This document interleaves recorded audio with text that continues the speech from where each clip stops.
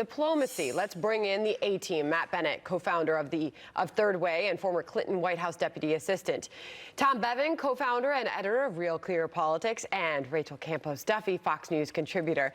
Rachel, and welcome to you. Haven't seen you on the A-team here in a while, so great to have you here in New York City. Why don't you start us off here, Tom, on what has happened the last several days, and now Iran's response to the latest round of sanctions, saying the door is closed, no more diplomacy.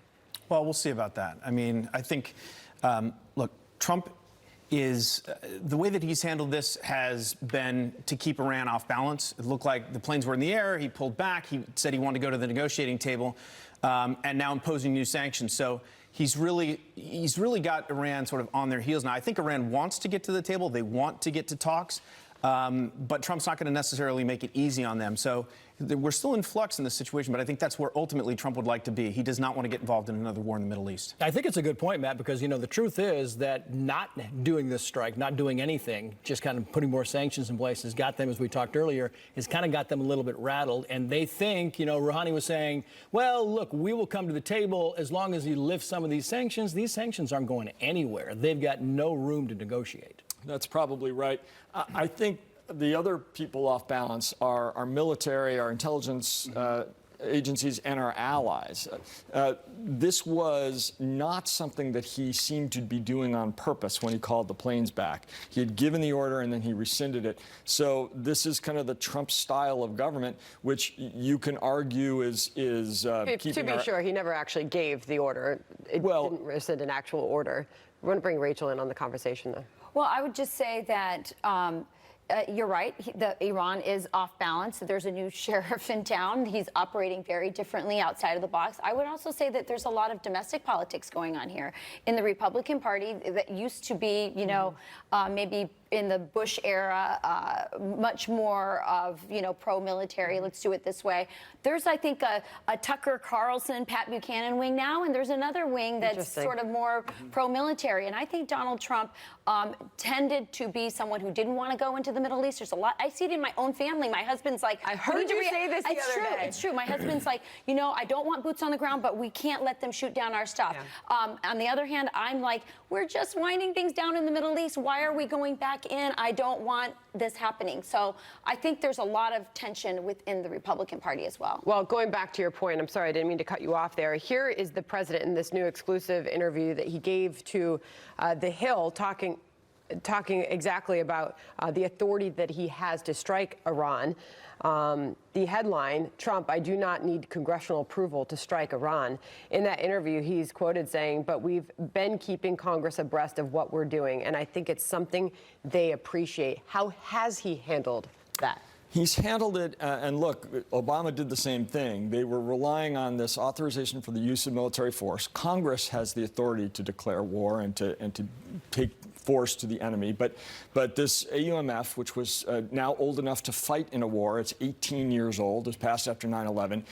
The idea that the Iranians are somehow connected to al-Qaeda is bananas. The Iranians are Shias. Right. The al-Qaeda forces are Sunnis. This has no relationship whatsoever to 9/11 or that style of terrorism. So he's on a pretty thin legal read here. But as far as the ability for a president to strike, it's one of those things where presidents are better off begging for forgiveness than asking for permission. Tom. Right. And look, the Constitution does indicate that this is Congress's responsibility, but they've abrogated it, really, over the course of years, and they've allowed presidents to, for national security reasons, to approve military, or as we now call them, kinetic action against enemies when needed. So this is a situation where Congress, and you've seen moves in Congress to try and claw this power back. But right now, Trump's sort of following recent precedent and is well within sort of the norms that have been set in the last couple of decades. Right. Yeah. We want to move on to the next topic, which is President Obama kind of questioning President Trump questioning why hasn't President Obama endorsed Joe Biden? What's the answer there? I mean, he said, look, we're going to hold off. I want to play this shot for you from the president, and then we'll have Matt respond. How he doesn't get President Obama to endorse him, there has to be some reason why he's not endorsing him. He was a vice president. They seem to have gotten along. And how President Obama is not endorsing him is rather a big secret.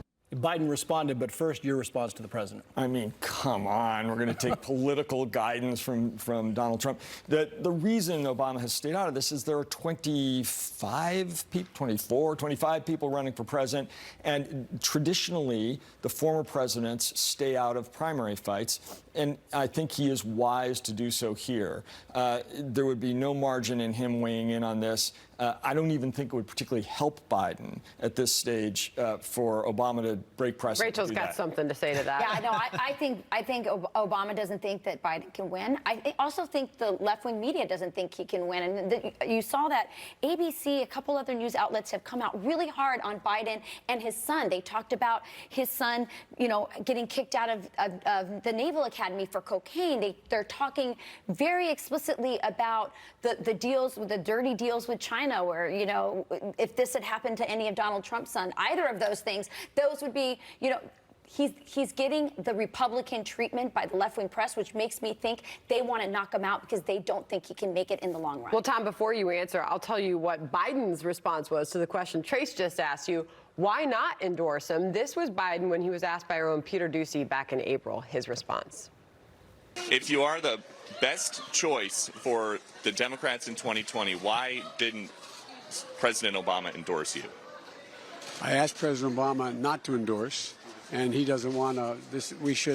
Whoever wins this nomination should win it on their own merits. So there's always that. He didn't ask him. I don't think anybody believed that when Joe Biden said it. He would love to have President Obama's endorsement, but to Matt's point, this is typically not what presidents do. This is Donald Trump doing what he does best, which is trolling the Democrats and trolling Joe Biden and suggesting there's some big secret out there trying to get under their skin. The secret is China. The secret is China. I think it is a very damaging story for Joe Biden. He's basically enriched his son and his family on the backs of the working class.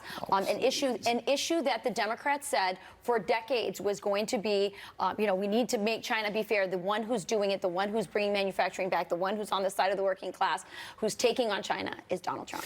Perhaps we can find some common ground on the A-team this morning with this partisan gap study. It's a new study. It's called the Perception Gap, and it's how Democrats view Republicans, how Republicans view Democrats, and the actual reality of the situation rather than just the perception. Here's how it shows what it reveals on parties holding extreme views of each other. It's fascinating. Democrats and Republicans' estimates of the proportion of their opponents holding extreme views is almost double reality, 55% versus 30%. Some examples that study uses on what Democrats think of Republicans on immigration, for example. It shows what percentage of Republicans believe controlled immigration is good for the U.S. Democrats said 52%. Reality is 85%. And it goes on to point this out, Rachel, and perhaps that's why we all just can't get along. We have extreme views and perception of what the other party thinks. Right. I think you're seeing this polarization. You're seeing it with people moving to, if you live in a liberal enclave and you're a conservative, you might go, I want to move where there's people that think more like me. I would be curious to see where this kind of polarization has happened and the decrease in religious attendance. I think that politics for a lot of people has become like a religion. And before we used to all go to church and there was something bigger than all of us that we could all agree on. And there's other institutions, the Rotary clubs and things like that. I think there's been a decline of sort of community and religious institutions that have made politics become this defining thing that I think it's not good for the I want to show both sides, though, Tom, and I know you're trying to respond, but this is the study on what Republicans think of Democrats on police. Republicans think that the proportion of Democrats who believe most police are bad people, 48%, is actually 3 times the reality, just 15%. Yeah, the problem is that we no longer disagree. Republicans and Democrats no longer just disagree on policy. They actually think the other people they impugn their motives and think they're evil. Pew did a study in 1994. The number of people who disliked members of the other party was about 20%. Now it's almost 50%. So the fact is we don't just disagree on policy. We actually think people who disagree are evil and bad people, and that's why these perceptions are so distorted. You got 5 seconds to weigh in on this thing, Matt? This group, More in Common, that did the study, pardon me, has done amazing work. What they found is 15% on the far right, 15% on the far left. Everyone else is in the middle. They call it the exhausted middle, and that's why they cannot take the partisanship. It's a good thing to look at as we approach 2020. Thank you all. Thank you, A-Team. Thank you.